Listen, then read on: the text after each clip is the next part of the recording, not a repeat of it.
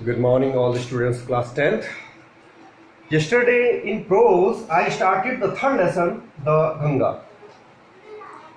ये गंगा नदी का नाम है जो भारत की एक पवित्र नदी है. And this lesson is written by Pandit Jawaharlal Nehru, who was the first Prime Minister of India.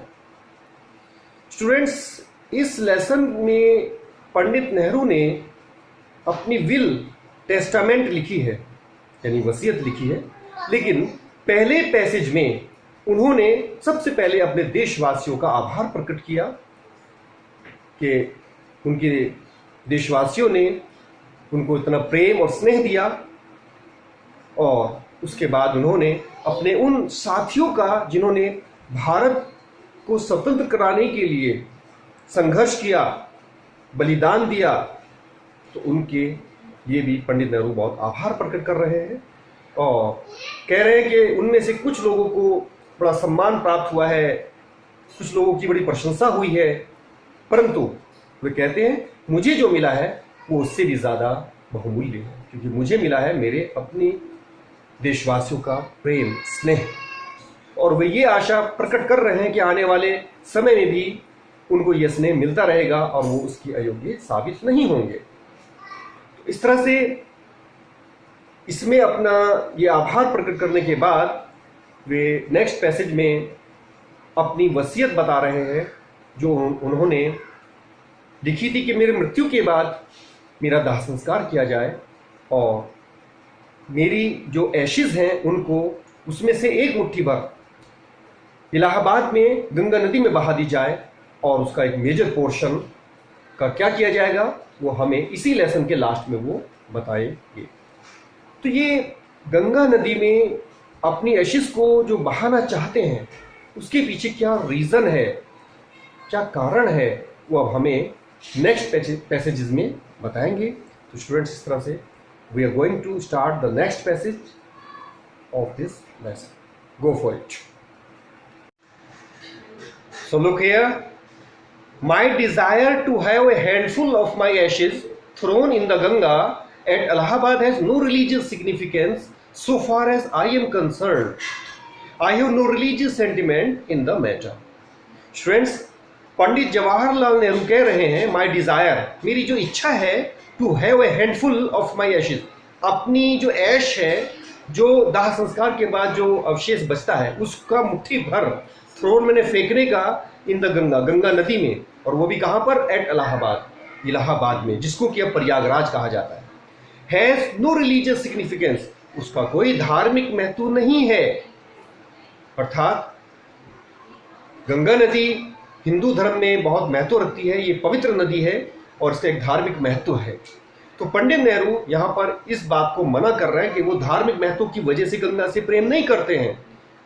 धार्मिक महत्व की वजह से गंगा से प्रेम करते भी अगर होंगे, लेकिन ये जो डिज़ायर उनकी है, वो जो अपनी ऐश को गंगा नदी में बहा देना चाहते हैं, तो उसके पीछे कुछ और कारण है. आगे लिखा है so far as I am concerned, जहाँ तक मेरा संबंध है, I have no religious sentiment in the matter. I have मैं रखता हूँ, नो मैंने नहीं, रिलीजियस मीन्स धार्मिक, सेंटिमेंट मीन्स भावना, इन द मैटर मैंने इस मामले में, यानी इस मामले में मैं कोई धार्मिक भावना या धार्मिक विचार नहीं रखता हूँ. I have been attached to the Ganga and the Jamuna rivers in Allahabad ever since my childhood. मैं जुड़ा हुआ रहा हूँ, अटैच्ड, जुड़ा हुआ रहा हूँ. गंगा एंड जमुना, दोनों नदियों का नाम बताया है, गंगा भी और जमुना भी. स्टूडेंट्स, आप जानते हैं कि इलाहाबाद में गंगा और जमुना दोनों नदियों का कॉन्फ्लुएंस है, दोनों नदियाँ मिलती हैं वहाँ पर. तो गंगा और जमुना जो नदियाँ हैं उनसे मैं जुड़ा हुआ रहा हूँ एवर सिंस माई चाइल्डहुड, अपने बचपन से. तो बचपन से ही, क्योंकि you know very well, Pandit Jawaharlal Nehru Allahabad में ही पैदा हुए थे, तो इलाहाबाद में ही इनका बचपन गुजरा है. तो ये उसी बात को याद करके कह रहे हैं कि इलाहाबाद में बचपन से ही मैं गंगा और जमुना नदी से जुड़ा हुआ रहा हूँ. And as I have grown older, और जैसे जैसे मैं बड़ा होता गया, दिस अटैचमेंट, ये जो लगाव है, हैज़ ऑल्सो ग्रोन, ये भी बढ़ता गया तो ये लगाव जो गंगा नदी से था ये भी बढ़ता गया। आई हैव वॉच्ड, मैंने देखा है, दियर वेराइंग मूड्स, उनके बदलते हुए मूड को, वेराइंग मीन्स बदलते हुए, एज द सीजन चेंज, जैसे जैसे मौसम बदलता है। तो मौसम के बदलने पर गंगा और जमुना दोनों नदियों का मूड बदलता रहता है, तो मैं उसको देखता रहा हूँ बचपन से ही। And have often thought of the history, और मैंने अक्सर, ऑफन ये टी साइलेंट होता है बीच में, जिसका मीनिंग होता है अक्सर या प्राय। तो प्राय मैं सोचता रहता था ऑफ हिस्ट्री, मैंने इतिहास के विषय में, एंड मिथ, काल्पनिक कथाओं के बारे में, एंड ट्रेडिशन, परंपराओं के बारे में, एंड सॉन्ग, गीतों के बारे में, एंड स्टोरी, और कहानियों के बारे में, that have become attached to them, जो उनसे जुड़ी हुई रही हैं थ्रू द लॉन्ग एजेस, युगों युगों से। तो युगों युगों से गंगा नदी से जो जो चीज़ें जुड़ी हुई थी, जैसे हिस्ट्री यानी इतिहास, मिथ यानी काल्पनिक कथाएं, ट्रेडिशन यानी परंपराएं, सॉन्ग, गीत और स्टोरी, कहानियाँ, तो ये सभी चीज़ें गंगा नदी से और जमुना नदी से जुड़ी हुई रही हैं सदियों से। And become part of their flowing waters, और उसके बहते हुए, फ्लोइंग वाटर्स बहते हुए पानी से, उसके बहते हुए पानी का वो क्या रही है, पार्ट रही है, यानी हिस्सा रही है। तो पंडित नेहरू यहाँ पर यही कह रहे हैं कि गंगा नदी को जो इतना महत्व दे रहे हैं कि अपनी एशिस जो उसमें बहा देना चाहते हैं, तो उसका जो रीज़न है, उसका जो कारण है वो ये है कि बचपन उनका गंगा नदी के किनारे पर, गंगा और जमुना दोनों नदियों के आसपास गुजरा है, और उसके बहते हुए पानी का अपना एक इतिहास रहा है, कुछ उससे काल्पनिक कथाएं, परंपराएं, गीत, स्टोरीज जुड़ी हुई रही। Now come to next passage. The Ganga specially is the river of India, Ganga विशेष रूप से भारत की नदी है। बिलविड ऑफ हर पीपल, अपने लोगों की प्रिय है। राउंड विच, जिसके चारों ओर, आर इंटरविन मीन्स गुथे हुए हैं या जुड़े हुए हैं, हर रेशियल मेमोरीज, उसकी जो जातिगत स्मृतियां हैं, यादें हैं, हर हॉप्स, उसकी आशाएं, एंड फियर और भय, हर सॉन्ग्स ऑफ ट्राइम, और विजय के गीत, हर विक्ट्रीज, उसकी विजय, एंड हर डिफीट्स, और उसकी पराजय। तो गंगा नदी ने ये सब चीज़ें देखी हैं, गंगा नदी इन सभी चीज़ों को की गवाह है। She has been symbol of India's age long culture and civilization, वह भारत की युगों युगों पुरानी जो सभ्यता है और संस्कृति है उसका प्रतीक रही है।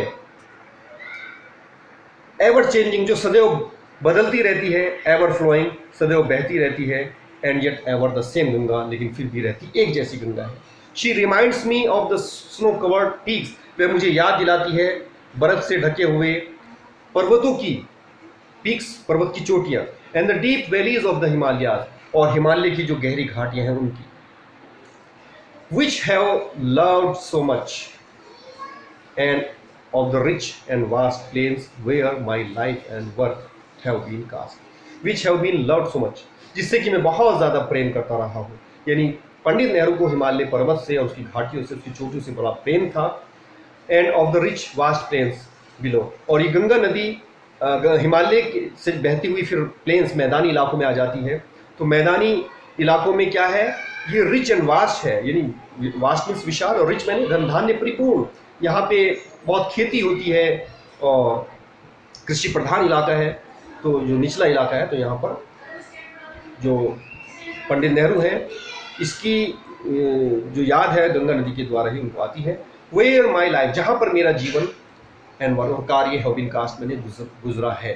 तो निचला जो इलाका है, ये इलाहाबाद का इलाका, और फिर ये आगे चल करके जो यमुना रिवर आपके दिल्ली में भी बहती है, तो दिल्ली में पंडित नेहरू का जो कार्यकाल है गुजरा है।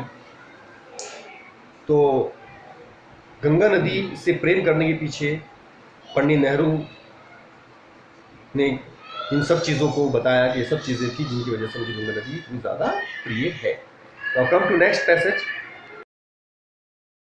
Smiling and dancing in the morning sunlight, smiling means मुस्कुराते हुए, डांसिंग में नृत्य करते हुए, इन द मॉर्निंग सनलाइट, प्रातः की सूर्य की किरणों में, सुबह के समय जब सूरज निकलता है तो उसकी जो किरणें पड़ती हैं, तो गंगा नदी उस वक्त क्या करती है, स्माइल करती है और डांस करती है। एंड डार्क एंड ग्लूमी, अंधेरे से भरी हुई, ग्लूमी मीन्स उदास, एंड फुल ऑफ मिस्ट्री, और रहस्यों से भरी हुई, as the evening shadow fall, जैसे ही सायकाल आता है, शाम का समय आता है, तो शाम की जब परछाई पड़ती है तो ये गंगा नदी का जो मूड है वो चेंज हो जाता है, वह उदास हो जाती है और रहस्यों से भर जाती है। A narrow slow and graceful stream in winter, सर्दियों में कैसी हो जाती है? नैरो, बहुत तंग हो जाती है, संकरी, स्लो धीरे धीरे चलती है, एंड ग्रेसफुल और शान के साथ चलती है, स्ट्रीम मैंने जलधारा के रूप में, and a vast roaring thing, और एक बहुत बड़ी दहाड़ती हुई वस्तु बन जाती है ड्यूरिंग मानसून, बरसात के दौरान। तो बरसात में इसका मुंह अलग ही हो जाता है, दहाड़ती हुई चीज़ बन जाती है। ब्रॉड बोजम, मानसून में यानी बरसात के मौसम में ब्रॉड बोजम, इसका जो सीना है वो चौड़ा हो जाता है। सीना चौड़ा होने का मतलब क्या है कि गंगा नदी का जो पानी है वो किनारों से भी बाहर बहने लगता है और ये बहुत ब्रॉड हो जाता है। ऑलमोस्ट एज द सी, लगभग ऐसा जैसा कि सागर होता है, समुद्र होता है। And with something of sea's power, और इसके अंदर कुछ ऐसी शक्ति आ जाती है जो समुद्र की शक्ति होती है, टू डिस्ट्रॉय, नष्ट करने वाली। तो समुद्र बड़ा जब विनाशकारी हो जाता है तो ये कुछ नहीं देखता, सब कुछ नष्ट कर देता है। तो वैसे गंगा नदी भी बरसात में वही रूप धारण कर लेती है। The Ganga has been to me a symbol and memory, Ganga मेरे लिए एक सिंबल रही है, प्रतीक रही है, एंड मेमोरी और याद रही है, स्मृति रही है, of the past of India, Bharat की जो पास्ट है यानी भूतकाल है उसकी। Running into the present, जो वर्तमान में बह रही है, and flowing on to the great ocean of the future, और भविष्य रूपी जो महासागर है उसमें बहते हुए जा रही है। तो यहाँ पर गंगा नदी के मूड को बताया गया है डिफरेंट टाइम में। सुबह के समय स्माइलिंग डांसिंग होती है, शाम के समय उदास और रहस्यों से भरी हुई होती है, और फिर मौसम में बताया गया जैसे विंटर में ये कैसी हो जाती है, तंग हो जाती है, संकरी हो जाती है, और लेकिन शान से भरी हुई होती है जलधारा के रूप में। जबकि मानसून आने पर यानी बरसात के आने पर ये बहुत दहाड़ती हुई चीज़ बन जाती है, जिसका सीना भी बहुत चौड़ा हो जाता है और इसके अंदर विनाश करने की शक्ति आ जाती है।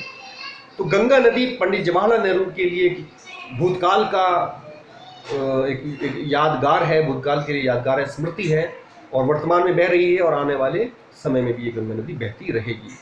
इसको अगर देखा जाए तो ये तीनों जो पोस्चर्स हैं ये भी टाइम से ही रिलेट कर दिए गए हैं। जैसे जो यादें हैं वो पास्ट से बिलोंग करती हैं, और जो अभी गंगा बह रही है वो प्रेजेंट है, और आने वाला जो कल है वो फ्यूचर। अब गंगा नदी जहाँ से निकलती है, जहाँ से उद्गम होता है वो पास्ट मान लीजिए, और जहाँ ये चल रही है वो इसका प्रेजेंट है, और फिर ये जहाँ पे जाके गिर जाती है, अर्थात समुद्र में जाकर ये गिर जाती है, तो ये इसका फ्यूचर है। तो that's all about the Ganga for today. आज के लिए इतना ही काफ़ी है। कल मैं आपको उसके कल यानी नेक्स्ट टर्न पर मैं इसके आपको आगे की पैसेजेस स्टूडेंट्स आप इसको फिर से पढ़ेंगे और इसमें जो डिफ़िकल्ट वर्ड्स यूज़ हुए हैं उनको आप लर्न करेंगे। All the best, see you tomorrow.